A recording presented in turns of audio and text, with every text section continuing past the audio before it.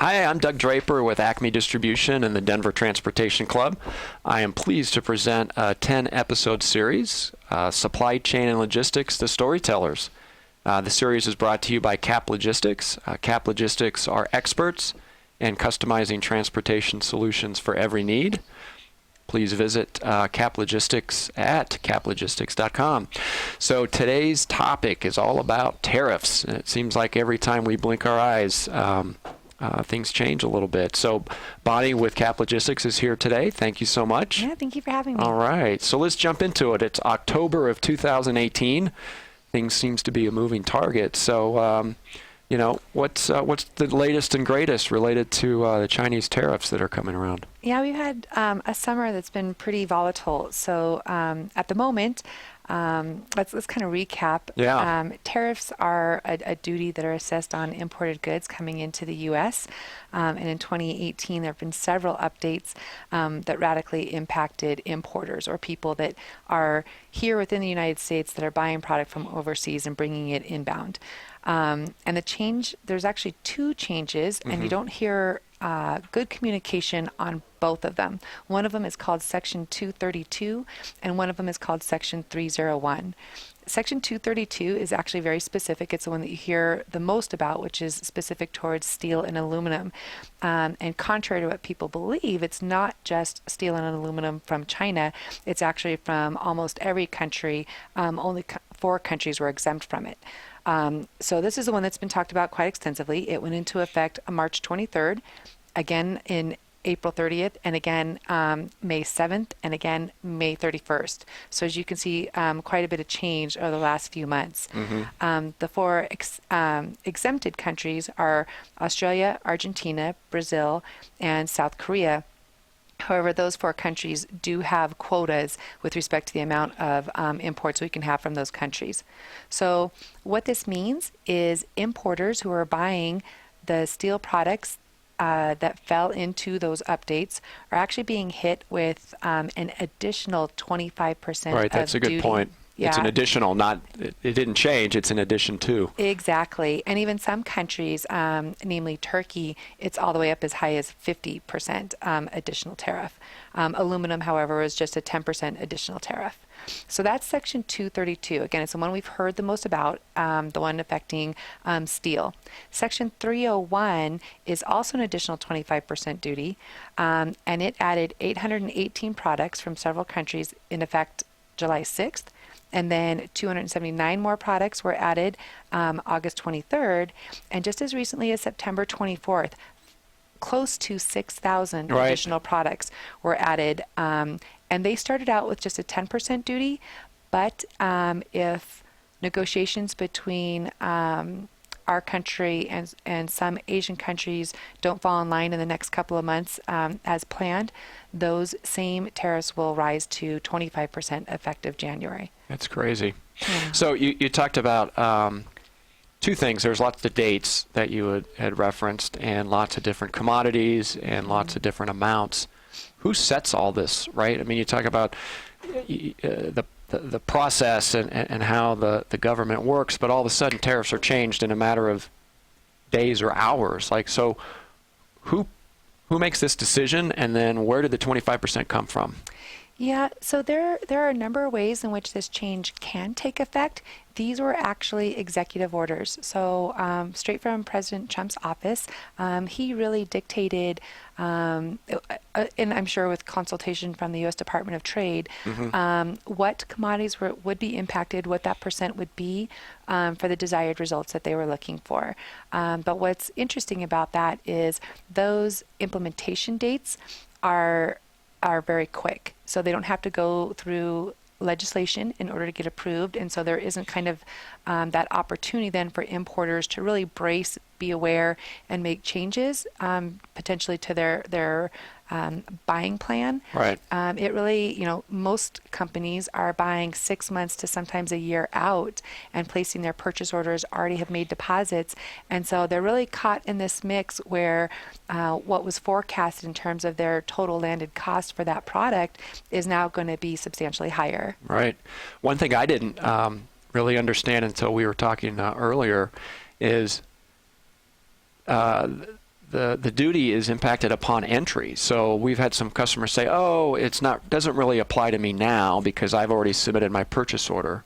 That's kind of irrelevant because you haven't imported it yet. So even if you had a purchase order and locked on a rate with your supplier 6 months ago, hey, that's good. That's good to know, but you're still going to be affected because it hasn't been imported. Is that correct? Absolutely. And although the duty is assessed upon entry, what really gets the clock ticking is the confirmed on board date. So whether you're importing by air or by sea, the moment that those goods are actually confirmed on the departing vessel, that's the date with which the tariff is assessed. So I actually had a customer who was importing product by air, and their purchase order was in well in advance.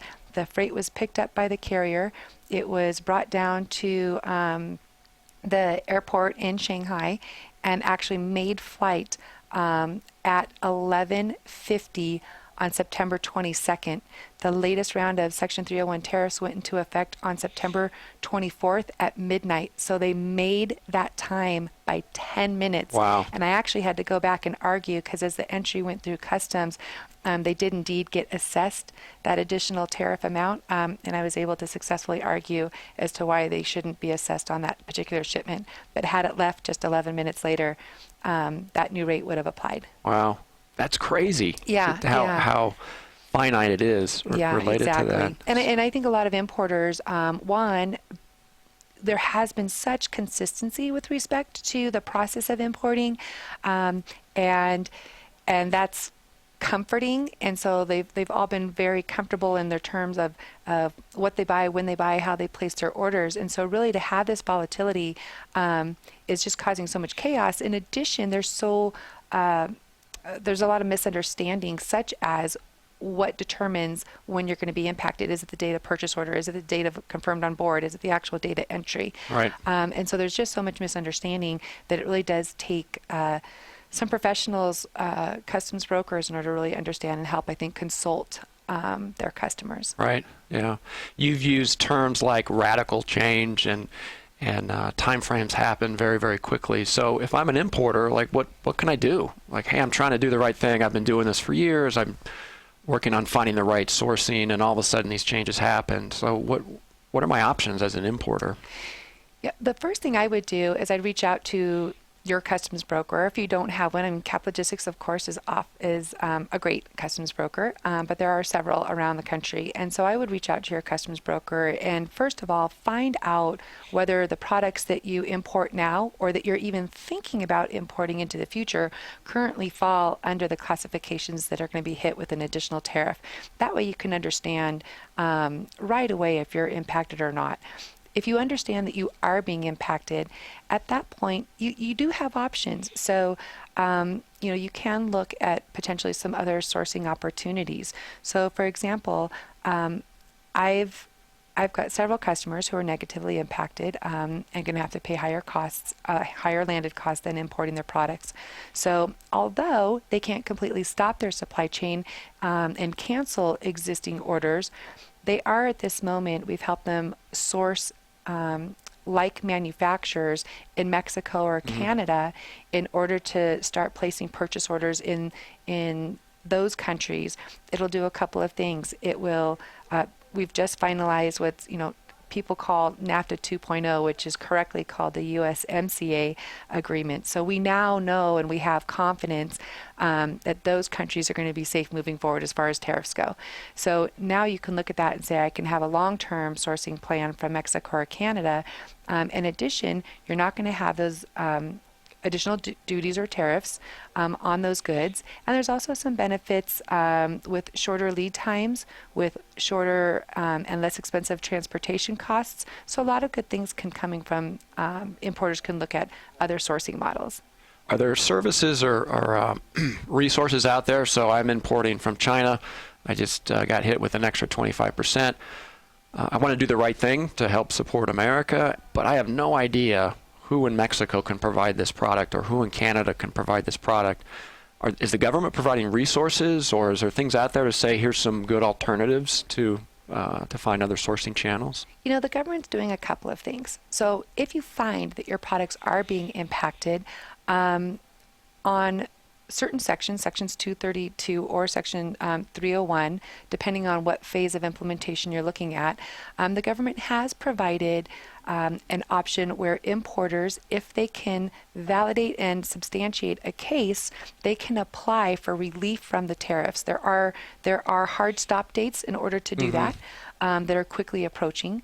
So that is an avenue where an importer can make the proper application and say, my product will be adversely hurt for such reasons. And if they can meet the threshold, which is you're so adversely affected, you can't find the product in any other country. There's a few items that you have to check the box, but you can apply to the government to say, I need an exception. I need to not be impacted by these tariffs, and you may be successful. I can tell you that tens of thousands of companies have made that application. Sure. And first of all, the government wasn't prepared properly for the number of applications that they were going to get. Right. So the processing time with that has been very slow in terms of response.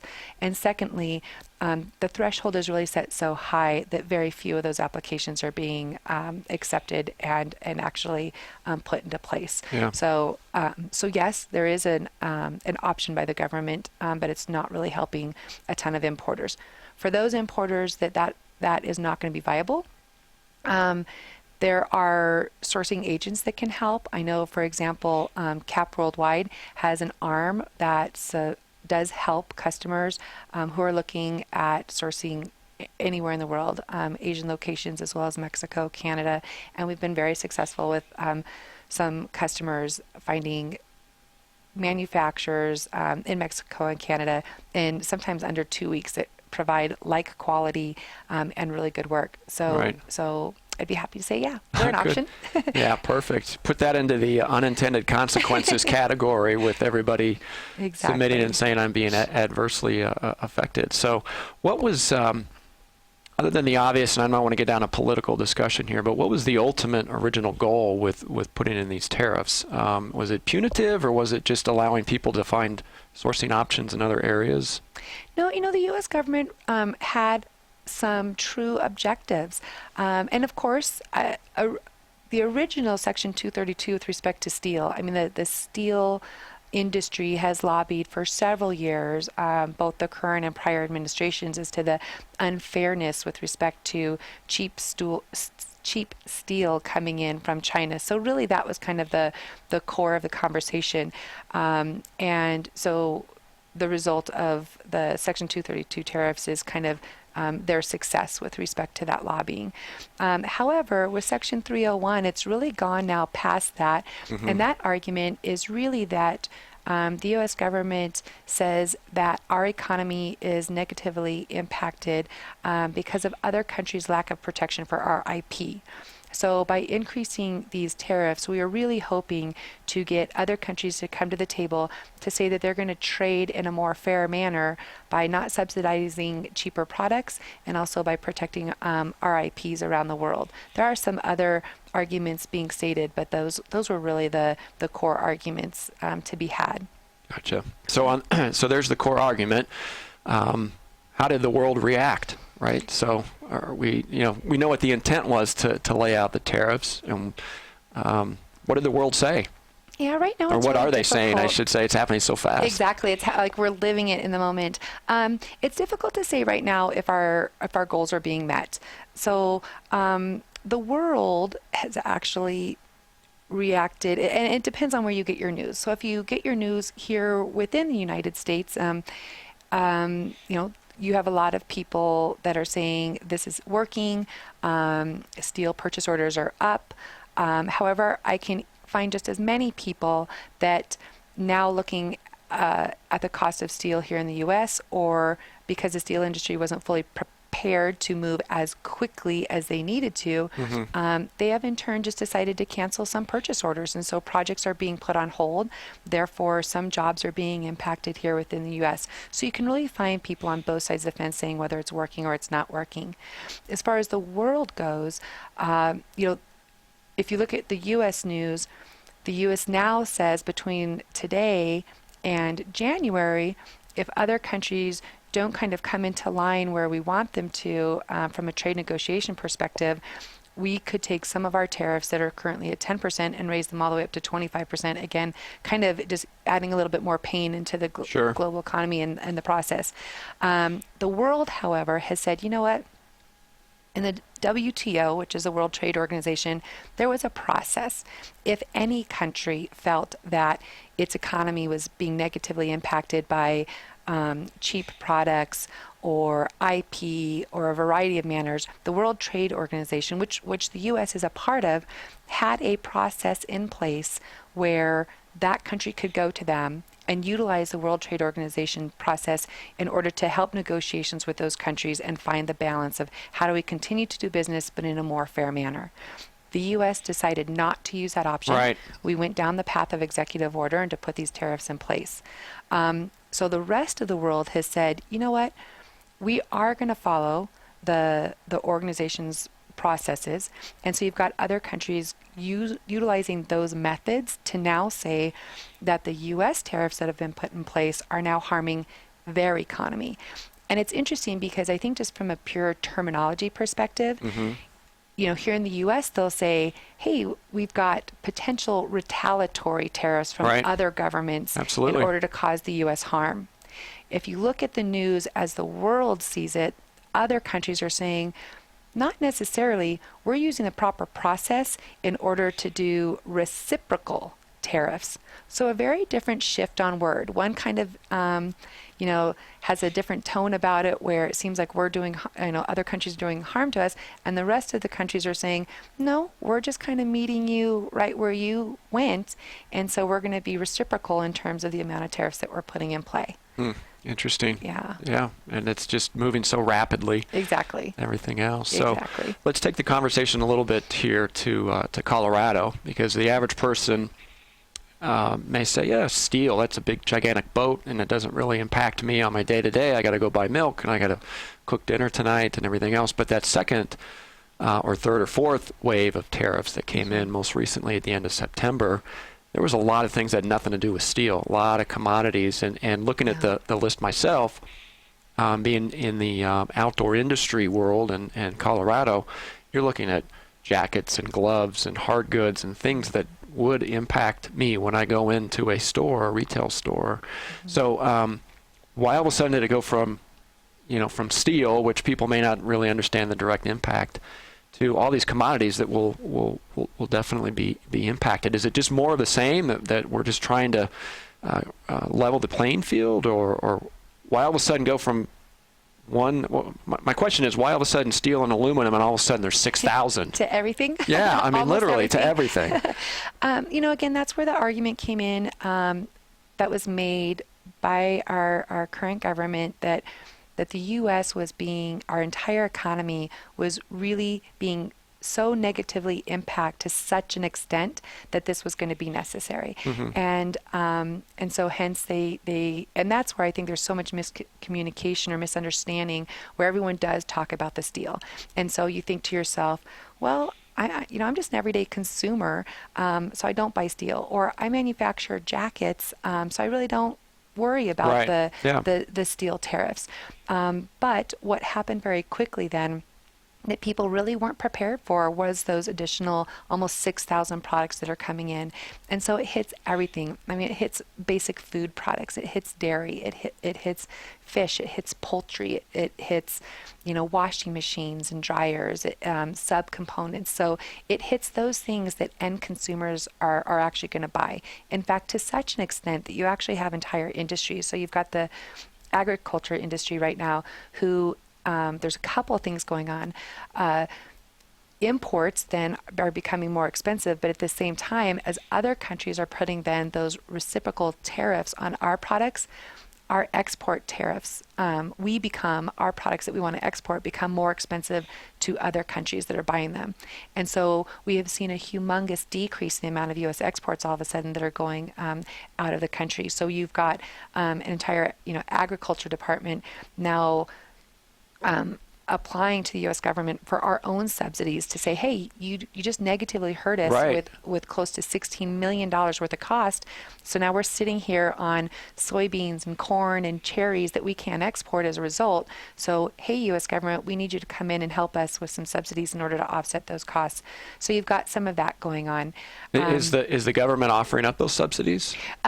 Those applications are currently under review. Yeah. I have seen the ones for the agriculture industry actually be successful. Okay. So we've got a couple other industries that have currently made those. I can same see that. So, applications. I mean, just to, excuse me, take it home. I'm a farmer, and I'm outside, and I'm going to go buy some gloves or a jacket, and I've just been negatively impacted because the duty rate's higher, and I have to be passed, it's passed on to me. And at the same time, my livelihood is farming and agriculture, and I can't sell enough because there's tariffs on the outbound. So I'm stuck in the middle, and that can be frustrating. Yeah, and really, so you've got exporters, right, that are frustrated and stuck in the middle. But from the import perspective, you just kind of nailed something there where it's industry that's being impacted, and it will be the end consumer. And really, industry, they're going to get hit from a couple of different places. So if they just want to purchase product and import it, they've got those higher duties. But the interesting thing, or higher tariff, but interestingly enough, one of the commodities that's actually also part of the additional tariffs is just a basic chassis. So for those of you who are in the transportation industry, if you're not familiar with the chassis, chassis are used throughout the transportation industry to move goods all across the United States. So, and the majority of those are actually manufactured and made overseas. So the folks who are buying those chassis in order to facilitate their transportation industry, they're okay. They recognize that they're going to have to pay that 25% ad valorem tariff when they purchase and import in their chassis.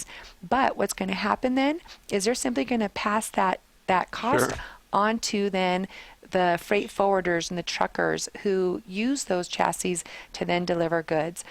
So they're not going to be so hurt because they can recoup.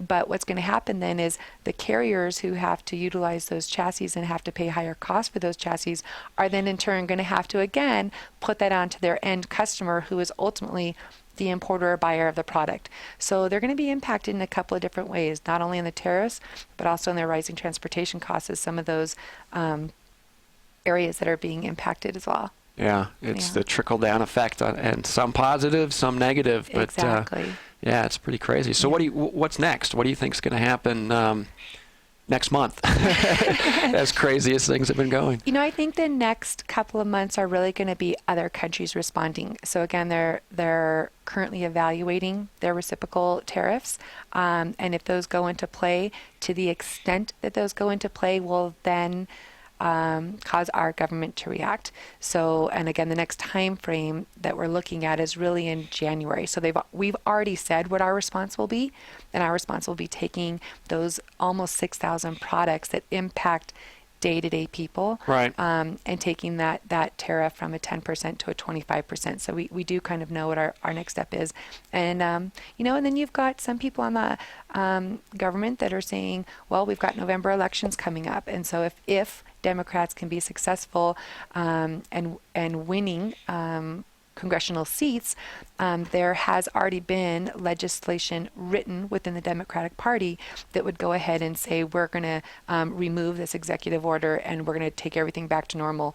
And so that's, who knows what the November elections are going to hold and if that will happen or not happen. But that's kind of the direction of the Democrats. And if the Republicans keep control, then we're waiting for the world to respond. And we've already said, if you respond in a manner we don't like, then the tariffs will continue to go up. In your opinion, so we're wait to see if this works per se. I mean, how long do you think that's going to be? 6 months, a year, years? What do you think? Boy, if I had a crystal ball for that, I tell you, there'd be a lot of importers who would love that information. It's just going to remain volatile, I think, after in the next couple of months in order to see what's going on. As an importer, I've been both a buyer, a supplier, a freight forwarder, and I'm a licensed broker. If I'm looking at everything I see on the wall right now, I'm going to start to source in Mexico or Canada. And that's the best move that I have right now, to be able to have long-term strategy and know that I can lower my costs. Yeah. It's a never-ending story. Yeah. So, We'll have to continue it at a later date, but your insight has been terrific. We really appreciate it.